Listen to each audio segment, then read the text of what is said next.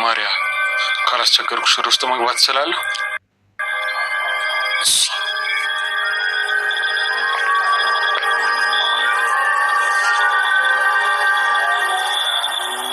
ይገርምሻል አምነን ከልጅነቱ ጀምሮ ከኔ ውጪ ማንንም ሰው መቅረብ አይፈልግም ነበር። አረ አዎ ልጆች ሆነን ሲያድጉ ባልና ሚስት ይሆናሉ እንባል ነበር። አዎ ግን የተባሉ ነገሮች ሁሉ አይሆኑም። በሀሳብ የሚቀሩ ነገሮች ይኖራሉ። የነገን ማን ያውቃል? ባለትዳር እኮ ነው። ምን ማስረጃ አለሽ? ተፈራርመሻል? ማለቴ ወረቀት አላችሁ? በአካውንትሽ ውስጥ ተቀማጭ ያደረገው ገንዘብ አለ? የለም። አራውቂ ነው። ደስ የምትሉ ባልና ሚስቶች ናችሁ። እውነት ነው የምልሽ፣ ለብዙ ሰው ምሳሌ መሆን የምትችሉ ሰዎች ናችሁ። እንደዛ ስላልሰማሽ ወይዘሪት ሴማ ለአቶ አምነን እንግዲህ ማሪያን ሚስት አድርጋ ወደ ቤት ይዛ መታለች። ቤት ያሉ ሴቶች አምነንን በተስፋ እየጠበቁ ቢሆንም ግን ማሪያ የልጅነት ጓደኛው አብራ አደጉ ሚስቱ እንድትሆን እንግዲህ አያታቸው ሴማ ወስናለች። ማሪያም በደንብ አድርጋ አምነንን የራሷ ለማድረግ እያቀረበች ትገኛለች። የልጅነት ጊዜዋን እያስታወሰች እንደ ልጅነታቸው እንዲጫወቱም ጭምር እንግዲህ እቴሜቴ እየተጫወተች ልጅነቷን ወደኋላ ተመልሳ እያስታወሰች ትገኛለች። አቶ አምነን ታስሮ ከነበረበት በማሪያ አማካኝነት እንግዲህ ወጥቷል ከእስር ቤት ማለት ነው። የሆነበትን ነገር ራሷ አስጨርሳለች። ከጭንቀቱም እንግዲህ እየገላገለችው ትገኛለች። አቶ አምነን ያለበት ሁኔታ ከባድ እንደሆነ ሁላችንም እናውቃለን እና ያንን ጭንቀቱን ደግሞ ከጎን ሆና እየተካፈለችው ያለችው በአሁን ሰዓት ላይ እሷና እሷ ብቻ ናት። ዜሪም እየተነጫነጨ ትገኛለች። ቤሌንም እንግዲህ ቅናት ይዟታል ማለት ነው። መጨረሻው ምን ሊሆን ሲሆን እንግዲህ ለአንድ ወንድ 3 ሴቶች ሚስት ለመሆን ተዘጋጅተዋል እና ተመራጯ አዩቷ ናት። ቤሌን ናት። ያው ዜሪ አትፈለግም ወይስ ማሪያ ናት? ማሪያ እንግዲህ አያትየዋ ያምነን ሚስት እንድትሆን ትፈልጋለች። ያምነን ውሳኔስ ምን ሊሆን ይችላል? እንግዲህ ይሄንን አብረን የምናይ ይሆናል። ሰላም ጤና ይስጥልኝ ውድና የተከበራችሁ ቤተሰቦቼ እንዴት አላችሁ? በያላችሁበት የዓለም ዳርቻ ሰላማችሁ ይብዛ። ለዚህ ቻናል አዲስ ከሆናችሁ ሰብስክራይብ፣ ላይክ፣ ሼር እያደረጋችሁ ቤተሰብ እንድትሆኑ በአክብሮት ጋብዛለሁ። ተወዳጅና አስተማሪ የሆነውን ድል ቀጣዩን ክፍል ወደ እናንተ ይዤላችሁ መጥቻለሁ። ሀሳብና አስተያየታችሁን በኮሜንት ሴክሽን ላይ ያስቀምጡልኝ። ከዚህ ድራማ እንግዲህ ምን ተማራችሁ?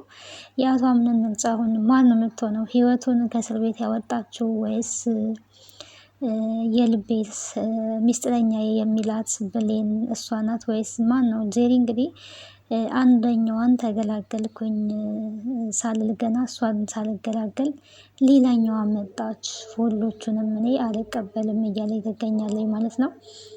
እኔና እኔ ብቻ ነኝ ሚስቱ፣ ማንም የሱ ሚስት አይደለም እያለች ነው ጄሪ። እንደዚህ ብትልም ግን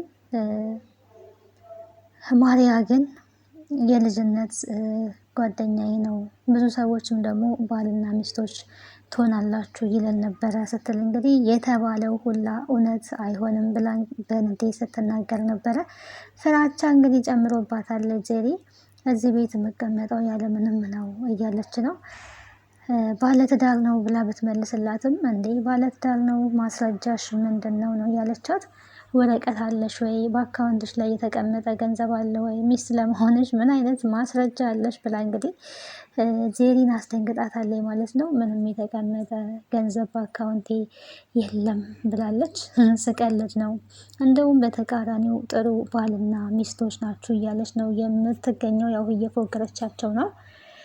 ሴማ ደግሞ በደንብ አድርጋ አቶ አምነንን ማሪያ እንድታጠምደው እያደረገች ነው የምትገኘው። ሁለታችሁን አንድ ላይ ከአባትሽ ጋር ተነጋግረን አንድ ልናረጋችሁ ይገባል፣ አንቺን የመሰለች ቆንጆ ልጅ የራሱ ሊያደርግ ይገባል እያለች ነው የምትገኘው። አባትየው ጋርም እንግዲህ ደውላለች እና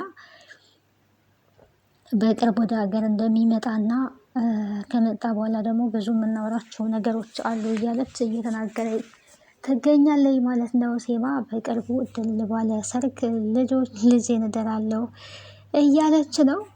ጄሪ እንግዲህ ምን ሊወጣት እንደሆነ አናውቅም። ቤሌንም እውነት ለመናገር ቅናት ተሰምቷታል። እሷ ከመጣች ጀምሮ እኮ እኔን ጣል ጣል እያደረገኝ ነው፣ እኔ ረስቶኛል ነው እያለች ያለችው። እናት ዛራም እንግዲህ አንድ ታሪክ ልንገረሽ በማለት ታሪክ ነግረዋታል። ታሪኳን ሰምታ እንግዲህ መቅናት እንደሌለባት ሁሉም በጊዜ መሆን እንዳለበት እየተነገራት ነው። ግን ደግሞ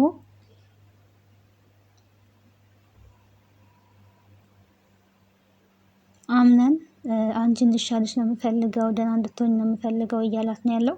እሷም ከበፊቱ አሁን ላይ ደህና እንደሆነች እየተናገረች ነው የምትገኘው ማለት ነው። እንግዲህ ቤሌን የቤሌን ጤናዋ ሙሉ ለሙሉ እንደሚመለስ ተስፋ እናደርጋለን። ጄሪን እንግዲህ ከቤት መውጣት አለብሽ ብለዋታል አያትየዋ ማለት ነው። እስካሁን እዚህ ምን ትሰሪያለሽ? ልብስሽን ይዘሽ ለምን አትሄጂም? ልጄ ሚስት መታለታለች፣ ሚስት አግኝቷል። ምናልባትም ይሄ በችኮላ መሆኑ አስደንግጦች ሊሆን ይችላል እንጂ ሚስት አግኝቷል ነው የተባለችው። ከባድ ነው እንደዚህ መባል።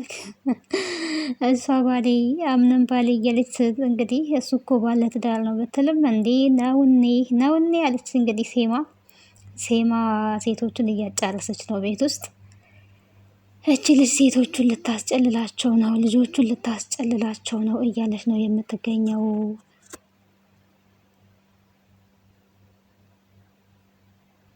ሜርሲም ማለት ነው ልታስጨልላቸው ነው እነዚህ ልጆች እያለች ነው ነቅታለች። እና ይህንን ቤት እንግዲህ እንዴት አየሽው? እዚህ ቤት ያሉ ሰዎችን እንዴት አየሻቸው ተብላ ብትጠየቅ ምንም ደስ አይሉም ብላለች።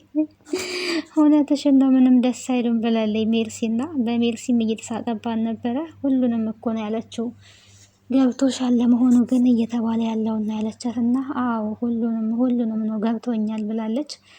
ራሷን የመሰለች ሰው አንጥታ እንግዲህ እዚህ ልታጨልለን ነው እያለች ያለችው ሜርሲ።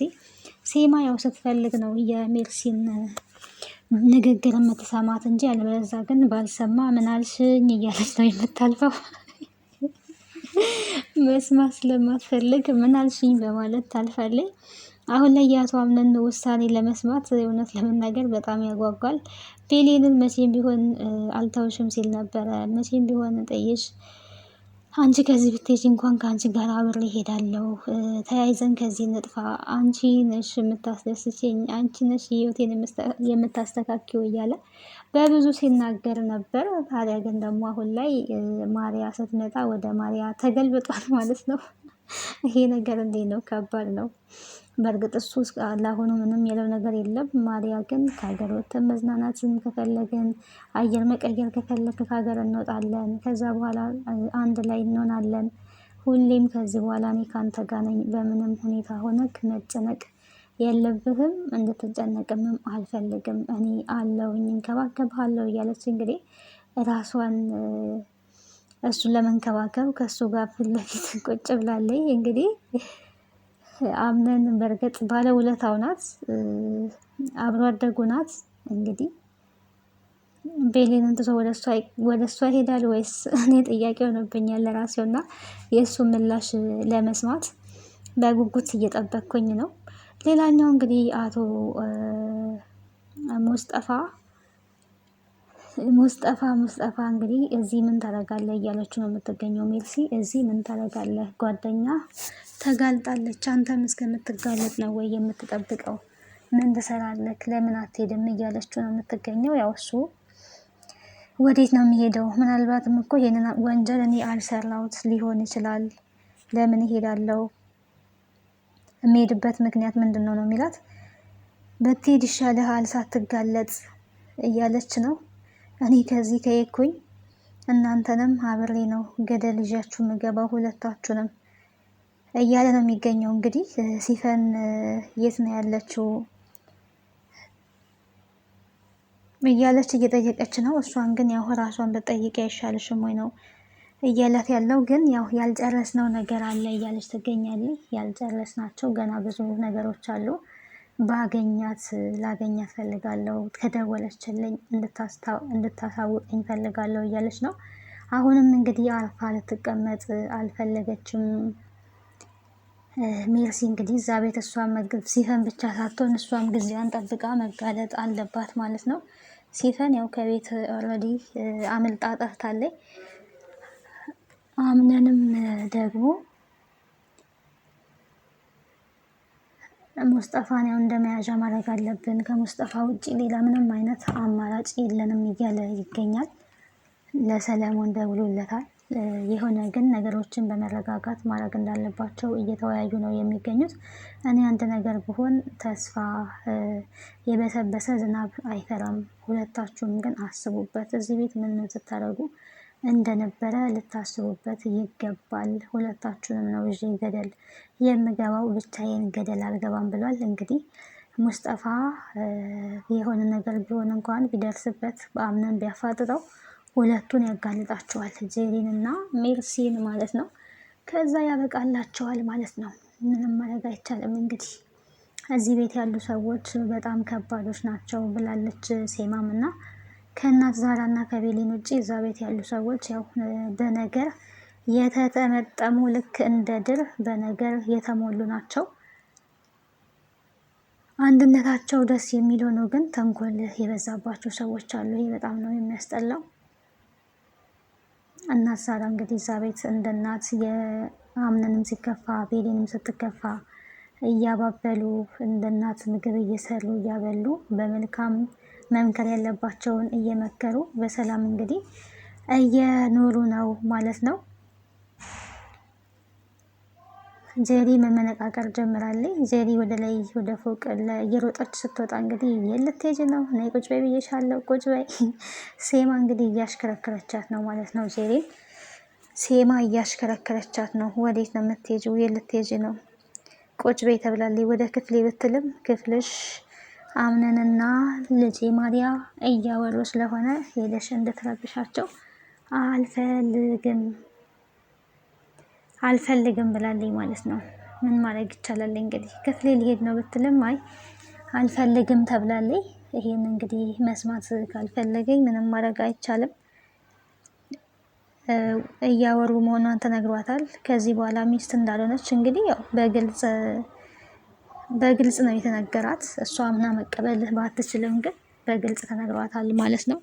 መቀበል ያለ መቀበል ደግሞ የራሷ ድርሻ ነው። እዚህ ምን ትሰሪያለሽ እስከ መባል ደረጃ ደርሳለች። ሁሉንም ሚስጥር ለአቶ አምነን ከመናገሬ በፊት እችን ልጅ ብትንከባከቢያት ይሻላል ተብላለች። እንግዲህ ለባሏ ሚስት ሆና የመጣችን ሴት እንግዲህ እንድትንከባከብ ነው እየታዘዘች ያለችው።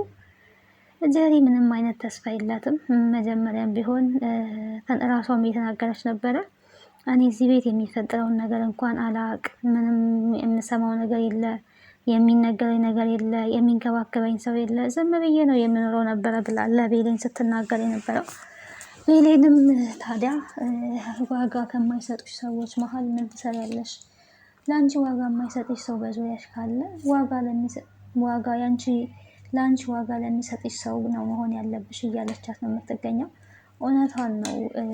ቤሌን የተነጋገረችው ንግግር ሰዎች ለእሷ ሬስፔክት ከሌላቸው ቦታ መቀመጥ የለባትም። ግን ያው እሷ የገባችበት የራሷ የሆነ አላማ ስላላት ነው።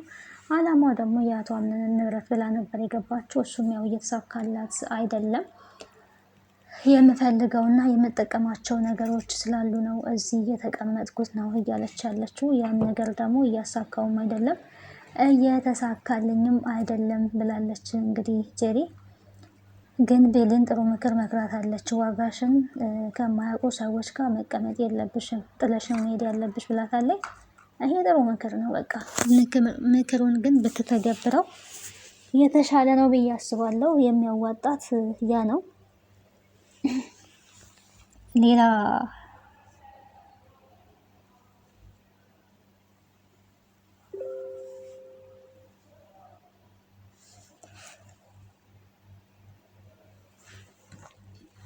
አምነን የእሷ በምንም ታምር ሊሆን አይችልም። በአሁኑ ሰዓት ላይ አይደለም የእሷ እንግዲህ የቤልን ይሆናል ብለን እኛ ራሱ ጠብቀን ነበር። እሱ ራሱ የሚሳካ አይመስለንም ማለት ነው። አብሮ አደጉ መታለች ወይዘሪት